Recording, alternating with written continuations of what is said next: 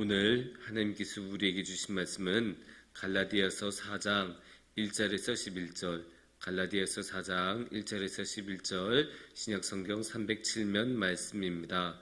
한 절씩 교독하도록 하겠습니다.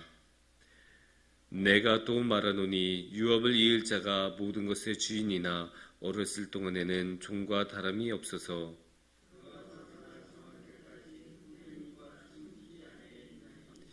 이와 같이 우리도 어렸을 때 이 세상의 초등학문 아래에 있어서 종노릇 하였더니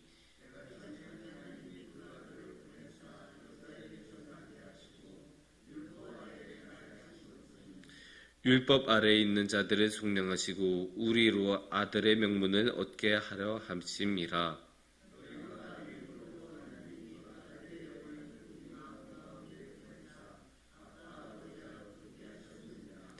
그러므로 네가 이후로는 종이 아니요 아들이니 아들이면 하나님으로 말미암아 유업을 받을 자니라.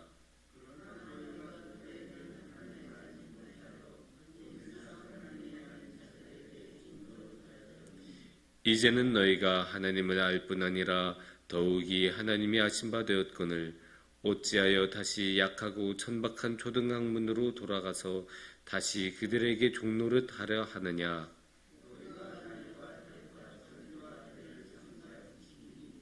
다 함께 봉독하겠습니다. 내가 너희를 위하여 수고한 것이 헛될까 두려워하노라. 아멘.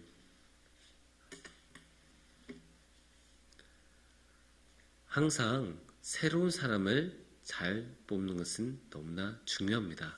우리가 인사가 만사라고 하는 말이 있는데 회사도 그렇지만 더욱더 중요한 것은 보통 스포츠 구단이 그런 경우가 많습니다. 그래서 새로운 선수를 잘 뽑아야 10년, 20년 한 팀의 모습이 달라진다고 합니다. 그런데 그럴 때 선수를 뽑을 때 가장 중요한 것은 이 선수가 얼마만큼 앞으로 잘할 것인가, 얼마만큼 성장할 것인가에 중점을 두고 봅니다. 왜냐하면 그렇게 새로운 사람들을 뽑는 선수들은 대부분 아직 어린 미성년의 나이이고 그러다 보니까 앞으로 무궁무진하게 발전할 수 있는 선수들이 있는데 어떤 선수들은 10만큼 발전할 수 있고 어떤 만큼은 선수는 20만큼, 어떤 선수는 50, 100 이렇게 각자 성장할 수 있는 그러한 역량의 차이가 있기 때문에 이 사람이 얼만큼 앞으로 잘할 것인가에 중점을 두고 뽑는다고 합니다. 여기서 우리가 중요하게 볼 수 있는 것은 성장이란 게 참 중요하다는 것을 알 수 있습니다. 항상 우리가 똑같은 모습으로 쭉 가는 것도 중요하지만 상황에 맞게, 나이에 맞게 우리의 능력, 우리의 모습이 발전하고 더 나아지는 모습을 갖는 것도 중요하다는 것을 알 수 있습니다. 이것은 운동선수들에게는 성적으로 나오기 때문에 눈에 띄게 정확하게 보이는 그런 것들이기도 하지만 우리의 삶, 우리의 신앙에서도 이러한 성장은 분명히 필요합니다. 그래서 우리가 일상에서 이렇게 더 나아지는 모습, 나이에 맞게 나아지는 모습을 보여주지 못할 때 우리가 듣는 대표적인 말이 무엇입니까? 나이값이라는 말을 듣게 됩니다. 나이값을 못한다라는 말을 우리가 일상적으로 사용하는 관용적인 표현이 있지 않습니까? 그래서 우리가 상황에 맞게, 나이에 맞게 성장하는 것은 참으로 중요하다고 말할 수 있습니다. 이것은 신앙에서도 다르지 않습니다. 신앙에서도 항상 처음 믿었을 때의 모습대로 유아와 같은 어린아이와 같은 신앙의 모습으로 머물러 있을 수는 없기 마련입니다. 이 어린아이와 같은 신앙에서 점차 성장해서 하나님께서 원하시는 그러한 등급이라고 말하기는 뭐하지만 그런 수준의 신앙의 모습으로까지 성장하는 것은 우리에게 참 중요합니다. 그래서 처음 믿는 것이 물론 중요하지만 그 처음 믿는 모습에서 앞으로 쭉 자라서 마치 나무가 쭉쭉쭉쭉 자라는 것처럼 우리 신앙도 그렇게 아름답게 자라는 것이 참 중요하다 할 수 있습니다. 그러한 성장의 모습, 신앙의 성장에 대해서 오늘의 말씀에서는 참 자세하게 이야기하고 있습니다. 오늘의 말씀에서 우리가 볼 수 있는 것은 1절 말씀부터 시작이 됩니다. 내가 또 말하노니 유업을 이을 자가 모든 것의 주인이나 어렸을 동안에는 종과 다름이 없어서 2절 말씀 같이 보겠습니다. 그 아버지가 정한 때까지 후견인과 청지기 아래에 있나니 이렇게 말씀하고 계십니다. 그러니까 하나님께서는 1절 말씀을 통해서 이미 말씀하고 계신 거예요. 우리는 이미 주님의 자녀이다. 우리는 하나님의 자녀이니까 구원을 받았다. 이미 그렇게 못을 받고 시작하십니다. 하지만 처음에는 우리가 어린아이와 같아서 미성년과 같아서 그 모든 것을 우리가 혼자서 다 해낼 수도 없습니다. 그거는 당연한 것 아닙니까? 우리가 처음 믿기 시작한 사람, 처음 교회에 온 사람에게 갑자기 막 봉사 같은 거 다 시키고 갑자기 장로님께서 권사님께서 결정해야 되는 것들을 그렇게 처음 교회 온 사람에게 하라고 하면 그 처음 오신 초심자께서 마음이 얼마나 힘드시겠습니까? 그런 것을 생각하면 처음에는 당연히 믿음의 분량이 작기 때문에 할 수 있는 것도 적고 그래서 배정해야 되는 것도 적고 그래서 처음에는 모든 것을 오랫동안 신앙생활을 해서 성장한 사람과 똑같이 할 수 없기 마련입니다. 그래서 이렇게 처음 믿기 시작한 사람은 다른 것들의 도움을 많이 받아야 합니다. 주위에 같이 신앙생활을 하는 분들의 도움을 받아야 하기도 하고 또한 2절의 말씀에 보면 후견인과 청지기 아래에 있다라는 말을 하지 않습니까? 종과 다름이 없는 상태로 그러니까 자신이 결정한 게 아니라 자신이 모든 것을 해낸 것이 아니라 후견인과 청지기의 도움을 받아야 되는데 신앙에서는 이렇게 청지기 역할을 하는 사람, 후견인의 역할을 하는 것이 율법이라고 말씀을 하고 계십니다. 그래서 율법이 우리가 어제도 말씀드린 것처럼 초등교사의 역할을 합니다. 그래서 초등교사, 어린아이를 올바른 방향으로 이끌어주는 초등교사의 역할을 율법이 합니다. 그래서 우리는 율법을 잘 따를 필요가 있지만 그러나 우리가 그 상태로 계속 머물러 있을 수는 없습니다. 그래서 4절에서는 이렇게 말씀을 드리고 있습니다. 때가 참에 하나님이 그 아들을 보내사 여자에게서 나게 하시고 율법 아래에 나게 하신 것은 여기서 우리가 어디에 밑줄을 그어야 할까요? 때가 참에라는 말에 밑줄을 그어야 합니다. 이 말씀은 결국 우리가 처음 믿었던 그 모습에 그대로 계속 남아있을 수 없다는 뜻입니다. 처음에 그 어린아이와 같은 그런 종과 같은 모습으로 우리가 계속 있는 것이 아니라 언젠가는 때가 차서 언젠가는 우리가 성장을 해야 한다는 뜻입니다. 그래서 언젠가는 우리가 평생 미성년으로 살아갈 수 있는 건 아니지 않습니까? 우리가 미성년일 때는 부모님께서 지켜주시고 도와주시고 돈도 모두 지불해 주시고 법적인 것도 모두 다 처리를 해 주시지만 때가 차서 성장을 해서 성년이 되면 더 이상 부모님께서 그 모든 것을 대신해 주신 것이 아니라 스스로 모든 것을 해야 합니다.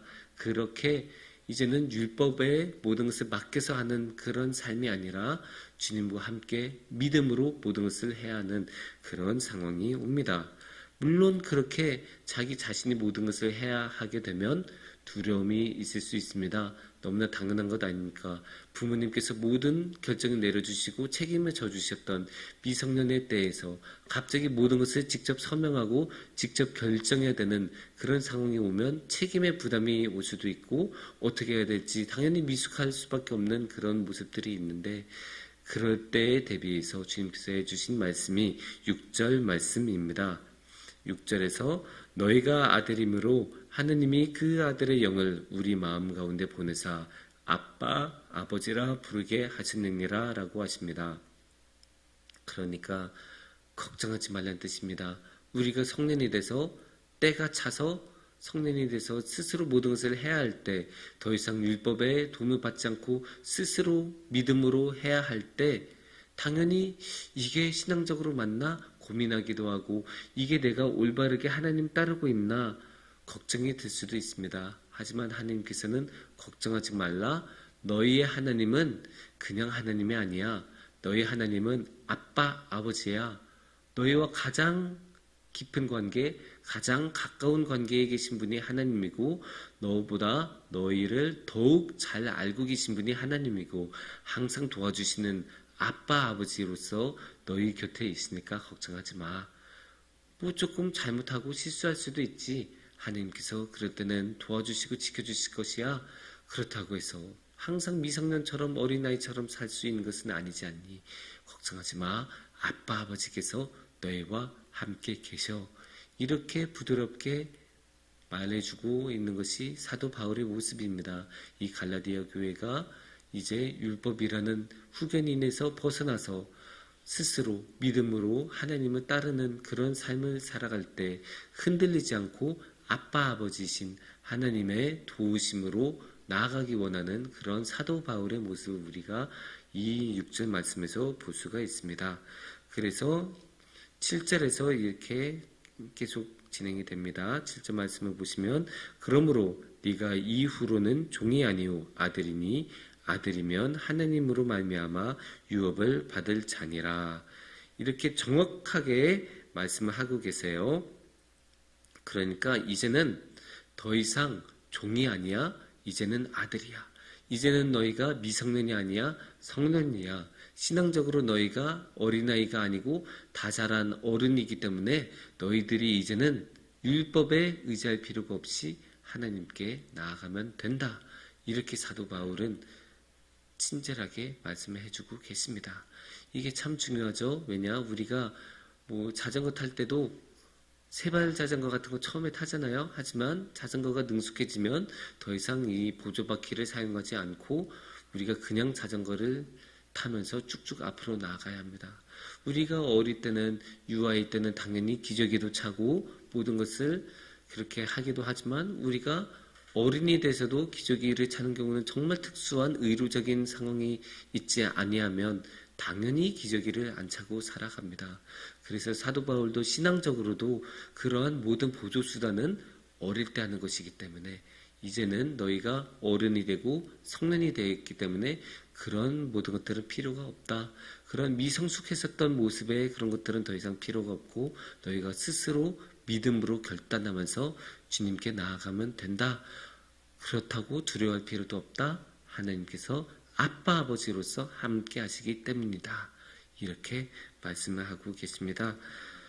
그래서 항상 11절 말씀을 보시면 이렇게 또 말씀을 하십니다. 내가 너희를 위하여 수고한 것이 헛될까 두려워하노라. 그러니까 어떨 때 이 말이 헛되는 것이 되겠습니까? 다시 미성년의 모습으로 돌아갈 때 그러한 모습이 그런 이 모든 말씀을 쓰고 열심히 편지를 썼던 사도 바울의 모습이 수고가 헛된 것이 되지 않겠습니까? 그 헛된 모습을 우리가 9절에서 조금 더 격하게 감정적으로 사도 바울이 말하는 것을 볼 수가 있습니다. 이제는 너희가 하나님을 알 뿐 아니라 더욱이 하나님이 아신 바 되었거늘 어찌하여 다시 약하고 천박한 초등학년으로 돌아가서 다시 그들에게 종노릇 하려 하느냐. 이렇게 정확하게 사도 바울을 말씀하고 계세요. 그래서 이제 처음에 사용했던 그러한 기저귀를 우리가 이제 와서 다시 차고 다닐 수는 없는 것 아니겠습니까? 그런 것은 당연히 이제는 더 이상 사용하지 않는 것이고 그래서 그 초등학년인 율법을 더 이상 사용하지 않고 이제는 오직 믿음으로 하나님과 함께 살아가는 삶을 살아가기를 사도 바울은 축원하고 있습니다. 그래서 우리도 이제 미성숙한 모습에서 성숙한 모습으로 나아가고 미성년에서 성년으로 나아가기 때문에 그런 모든 보조수단은 더 이상 활용하지 않고 오직 주님만 믿고 아빠 아버지신 하나님의 손을 붙잡고 나아가시는 우리들이 되기를 축원합니다. 그렇게 우리가 함께 나아갈 때 더 이상 그러한 약하고 천박한 초등학문에 매이지 않고 오직 주님의 믿음을 직접 마음속에 품고 나아가는 우리 성도님들이 되시기를 축원합니다. 함께 기도하겠습니다.